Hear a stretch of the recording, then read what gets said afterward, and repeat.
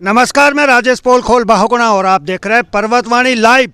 पर्वतवाणी live के programme में आज एक तगड़ा झटका राज्य आंदोलनकारियों को कोर्ट की तरफ से मिला है और इस झटके की खड़खड़ाहट देखने के लिए मैं पहुंच गया हूं। इस झटके से कितना झटका लगा है राज्य आंदोलनकारियों को, जबकि स्वयं एक राज्य आंदोलनकारी हमारे साथ हैं, रविंदर जुगरान जी। सबसे पहले समय देने के लिए बहुत बहुत धन्यवाद। आपका भी धन्यवाद। सर, जोर का झटका धीरे से लगा या तेज लगा?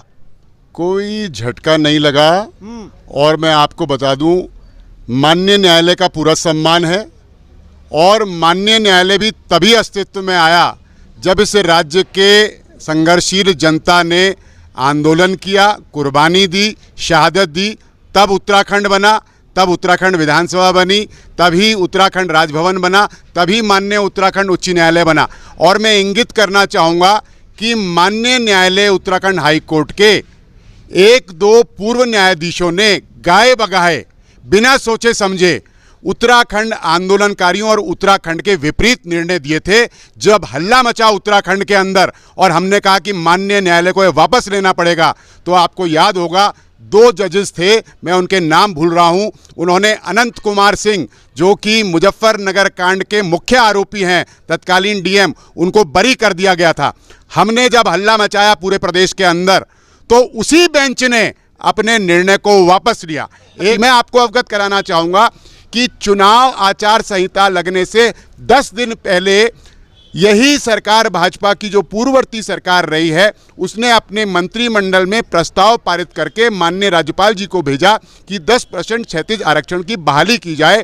हम अभी इंतजार कर रहे हैं और हमारे इंतजार क्या समाप्त होने जा रहा है। माननीय राज्यपाल जी के पास जो प्रस्ताव लंबित है वो इस पर मोहर लगाएंगे तो कानून बन जाएगा। फिर सारी समस्याओं का समाधान कानून बनने के बाद हो जाएगा। सरकार किसकी थी 5 साल पहले?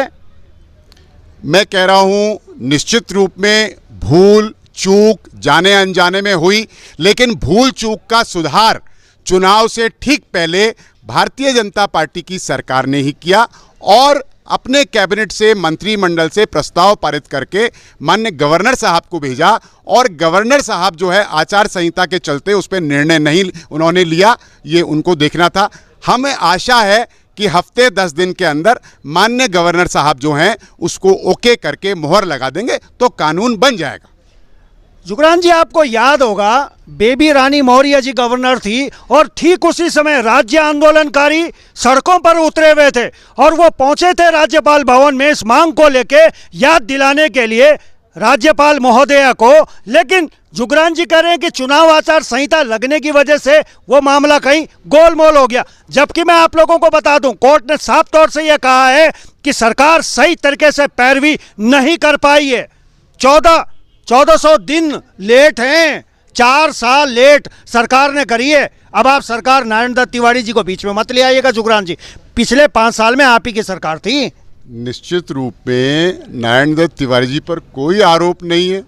नारायण दत्त तिवारी जी, हम बहुगुणा जी थोड़ा समझने की कोशिश करिए, आप गुस्से में हैं। गुस्से में मैं नहीं हूं, मैं जुगरान जी रोकना चाहूंगा। गुस्से में पूरा उत्तराखंड है। 21 साल बने हुए उत्तराखंड को हो गए और 9 नवंबर को माफी चाहता हूं, मैं भी भूलने लगा हूं और इसलिए भूलने लगा हूं, पूरा राज्य ही भूलने लगा है उत्तराखंड को।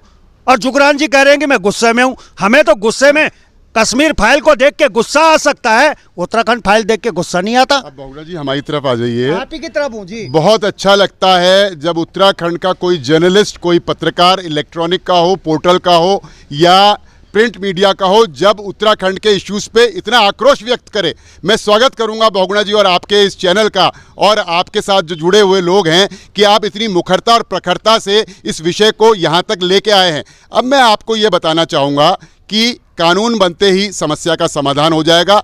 अब बीती ताही बिसार के सुध आगे की ले, अंत भला तो सब भला अच्छा होने जा रहा है और सारे जो अब तक लचर व्यवस्थाएं रही हैं, नौकरशाही की तरफ से रही हों, गवर्नमेंट्स की तरफ से रही हों, वो उसका रास्ता निकल जाएगा और कानूनी कवर इसको लीगल कवर देके कानून बनने पे, अधिनियम बनने पर फिर कोई अदालत जाएगा भी तो अदालत उसमें विधायिका के जो निर्णय होते हैं, जो एक्ट होते हैं, उस पर टीका टिप्पणी करने से बचती हैं।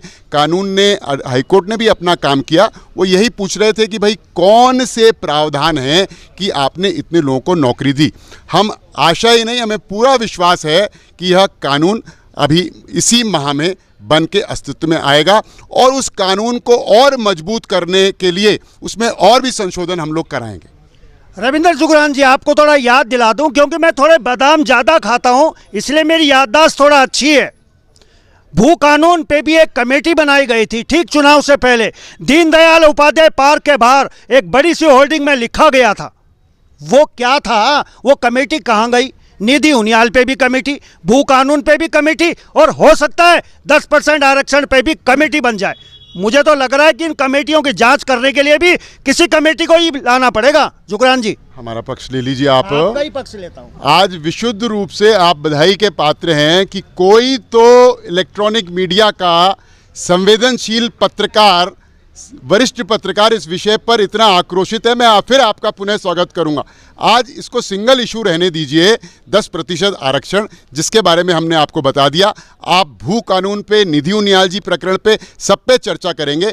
कल आइए, हम आपको भू कानून पे भी सारा का सारा खुल के जो हम बताना चाहते हैं, जो अवगत कराना चाहते हैं, ज़रूर कराएंगे। लेकिन आज आप इसको सीमित करिए, कंसंट्रेट करिए। जो हमारे शहीदों की शहादत, हमारे आंदोलनकारियों का संघर्ष, उत्तराखंड की मातृशक्ति की देन ये राज्य, आज इस पर ही बात करेंगे। तो मैं आपसे विनम्र आग्रह करूँगा। जुगरान जी, गुस्सा मैं आप पे इसलिए निकाल रहा हूं क्योंकि आप राज्य आंदोलनकारी है।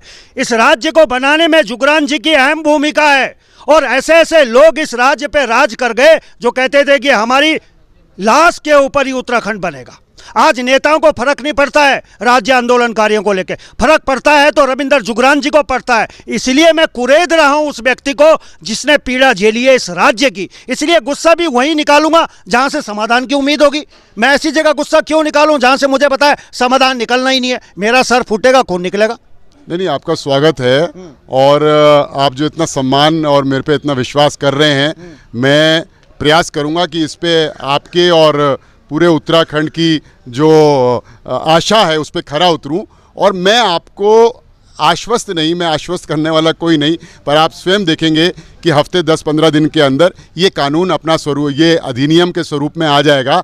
और जितने भी आंदोलनकारियों से रिलेटेड, ये खाली आंदोलनकारी प्रभावित नहीं हो रहे हैं, इसमें शहीद परिवारों के आश्रित भी प्रभावित हो रहे हैं, इसमें गोली लगे आंदोलनकारी भी प्रभावित हो रहे हैं, इसमें जो मातृशक्ति जेलों में रही वो भी प्रभावित हो रही है, इसमें बहुत लोग प्रभावित हो रहे हैं।